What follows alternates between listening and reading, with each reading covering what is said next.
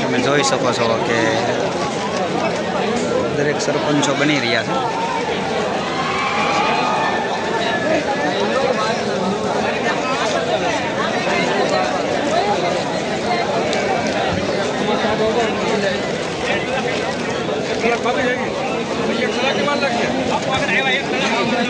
આવ્યા વિજયભાઈ ને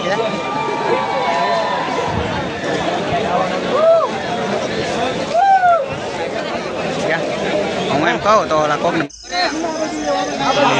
જોઈ શકો છો કે આજે સરપંચનું વિજય થતું ગોવા તાલુકાના બધો માહોલ જમાવટ છે કે પછી કેમ કહું ધારાસભ્યનું ચૂંટણી કેમ હોય એ જ રીતે આખલે સરપંચોનો પણ આવો જમાવટ થયો ત્યારે વિજયભાઈના સમર્થનમાં ત્યારે વિજયભાઈ પણ જીતી ચૂક્યા છે. કોટેશ્વરના સરપંચ તેઓ આવી રહ્યા છે ત્યારે ખૂબ જ યુવાનોમાં ખુશીનો માહોલ જોવા મળ્યો છે. તમે જોઈ શકો છો વિજયભાઈની જીત. આ જ રીતે ઘણા બધા સરપંચો આજે જીતી ચૂક્યા છે. સથરા ગામ હોય, નીપ ગામ હોય, કળસાર ગામ હોય,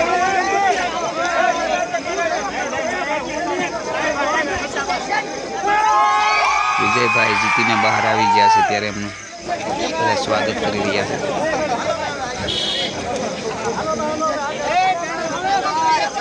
ખૂબ જ સારી કામગીરી હોય અને ખાસ જણાવું તો લોકોના એમાં અત્યારે એટલી બધી જાગૃતિ આવી ગઈ છે કે આપણે એમ કહીએ કે મત બોગસ નહીં, મત લોકો જ્યાં મત આપવાનો હોય ત્યાં જ આપે છે. બહુ વિચારીને મત આપે છે. જોઈ શકો છો તમે વિજયભાઈની ખુશી. લોકોનામાં કેટલી બધી ખુશીનો માહોલ છે. હું અને સરપંચ પણ ત્યાં પહોંચી અને એમને સ્વાગત કરવા માટે પહોંચી ગયા છીએ. તો આ દાદા દેખાય નહીં એમના પણ ખૂબ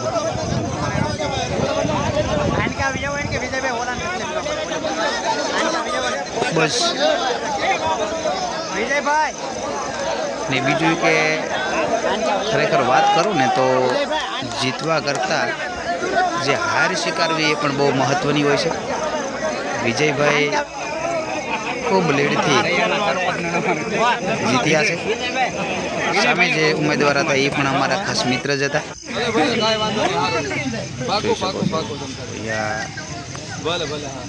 લોકોએ હાર પણ એટલા બધા પહેરાવી દીધા છે. બીજા ભરાય છે. ટૂંક સમયમાં એમને મંદિરે દર્શન કરવા માટે આવી ગયા છે. હનુમાન દાદા બાપુની જગ્યા પણ છે ખૂબ. ને એવી પણ આપણે પ્રાર્થના કરીએ કે સારા કામો કરે. ખરેખર હજી એકવાર જણાવી દઉં તો લોકોમાં ખૂબ જાગૃતિ આવી ગઈ છે. લોકોને એમ થતું છે કે ગમે તેમને મત આપી દે નહીં, હવે તો ખૂબ જ વિચારી અને મત આપે છે. અને હવે સમય આવી ગયો છે કે સગા વહાલા એવું કશું નથી જોતા, પણ લોકોનું કામ બોલે છે. લોકોને માણસ જોવે છે.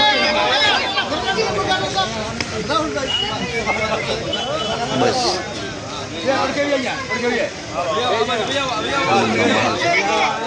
મીડિયાના માધ્યમથી જણાવું છું એટલે ખુશીનો માહોલ છે. જેમને હાર સ્વીકારી છે અને એ હારને જે સ્વીકારી એ ખૂબ મહત્વપૂર્ણ હોય છે. સરસ હોય.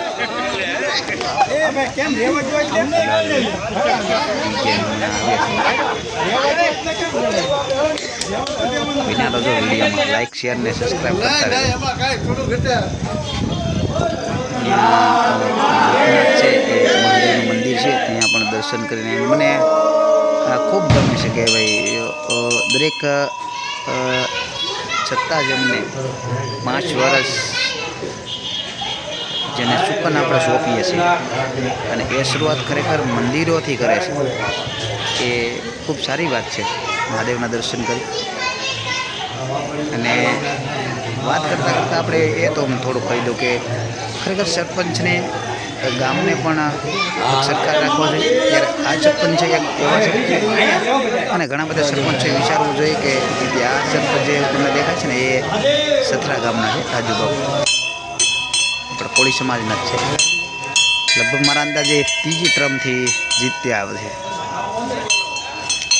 અને ખાસ કરીને હું એ પણ વિડીયોના માધ્યમથી જણાવું છું કે ચૂંટણી પૂરી થઈ ગયા પછી છે ને જેટલા ઉમેદવારો હોય એમને ખરેખર ભેગા બેસીને ચા પી લેવી જોઈએ, બરાબર, જેથી કરીને આપણે ગામના એકતા જાળવી શકીએ. ખૂબ સરસ.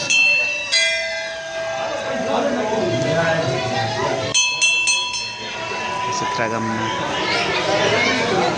કારણ કે અમે બધાનો માહોલ દેખવાનો પ્રયત્ન કરીએ પણ અમે વિજયભાઈના સામે એમાં વયા ગયા એટલે તો મારા અંદાજે તો બધા અને રિઝલ્ટ સાંજ સુધીમાં પણ આપણે વિડીયોના માધ્યમથી ચાલ્યું તો કંઈ નથી કે તમે જે સરપંચો જીત્યા છે, જેને લોકોએ તમારા ઉપર વિશ્વાસ મૂક્યો છે, એ સરસ મજાના સારા કામ કરજો. અને આપણે કરતા હતા વિજયભાઈની વાત, તો સામે જે બેન ઊભા છે આ છે હિરલબેન.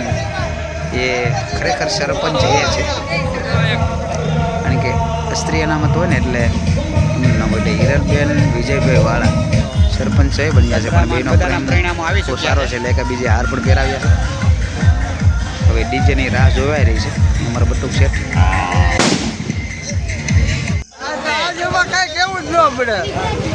સરપંચના એસોસિએશન આ છે રાણીવરાથી સરપંચ અને એસોસિએશનના પ્રમુખ પણ છે, અને એ પ્રમુખ છે અને વિજયભાઈ પણ ઉપપ્રમુખ છે.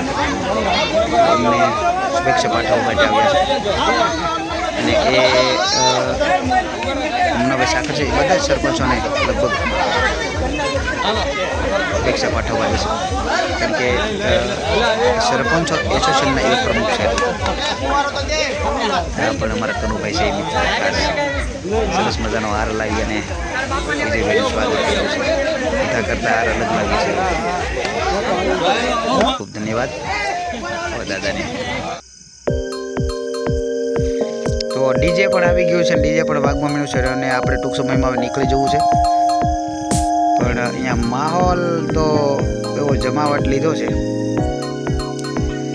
તો વિડીયોના માધ્યમથી એ શરૂઆતમાં જણાવી દઉં છું કે દરેક ગામમાં જ્યારે ચૂંટણી હોય છે ત્યારે તમારે એ કેવો ઉમેદવાર ગોતવો, કેવા ઉમેદવારને મત આપવો એ તમારા હાથની વાત છે. કારણ કે હવે કોઈ ધાક ધમકીથી મતદાન કરતા નથી અને એમને કોઈ ધાક ધમકી દેવાવાળાને ક્યારેય કોઈ મત આપતું નથી. એટલે એક ખાસ અગત્યની સૂચના કે ખરેખર એવું વિચારવું જોઈએ કે સારો એવો વ્યક્તિ આખા ગામને ધ્યાન રાખી શકે, ભણે ગણેલો હોય. અને મારું તો માનવું એવું છે કે તલાટી કમ મંત્રી જેટલી સરપંચને ખબર પડવી જોઈએ. દરેક ગામમાં જે લાભ મળતા હોય સરકારી યોજના હોય એમને ખબર પડવી જોઈએ અને એ આપણા સુધી લોકો સુધી જાણ કરવા જોઈએ, બરાબર છે. રોડ રસ્તા આ તે બધે સરસ મજાની વ્યવસ્થા કરી શકે છે. અને પહેલું તો હું તો એવું જ કહું કે નિશાળમાં કેવું ભણતર છે એ પણ ખરેખર સરપંચે તપાસ કરવી જોઈએ. હિરલબેનને ગલાલ ઉડાડી રહ્યા છે અને બંને શિક્ષક છે એટલે ટ્યુશન ક્લાસીસ પણ ચલાવે છે. જોઈ લે અમને હાર પહેરાવ્યો છે લોકોએ. હવે ડીજે વાગવા મળ્યું છે અને બધા ડિસ્કે લાગી ગયા ડિસ્કો. પંકજ હાલે આવે હાલ છે હે આપણે હવે વિડીયો છે ને ભાઈ પૂરો કરવા દઈએ કારણ કે અમારે પણ હવે નીકળવું છે. પણ વિજયભાઈને મળીને ખૂબ આનંદ થયો અને આપણે રાજુભાઈને પણ પછી નિરાતે 2 દિવસ પછી મળશું કારણ કે ખૂબ જ એને એક ઉમેદવારી નોંધાવી અને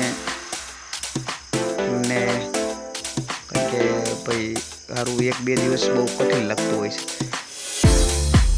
કંઈ વાંધો નહીં. હવે બધા જ સરપંચો જેટલે આજની તારીખમાં જીતે ને એટલે અમારા વિડીયોના માધ્યમથી એવું છે કે ગામમાં સરસ મજાનું પહેલું તો એવું સપનું વિચારજો કે તમારું પોતાનું ગામ છે એ આદર્શ બનાવી શકો.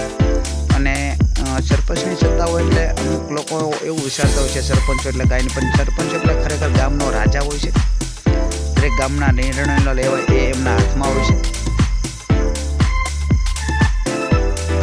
એટલે આવનારી ચૂંટણીઓમાં ખાસ ધ્યાન રાખી અને મતદાન કરશું કારણ કે લોકોમાં જાગૃતિ આવી ગઈ છે.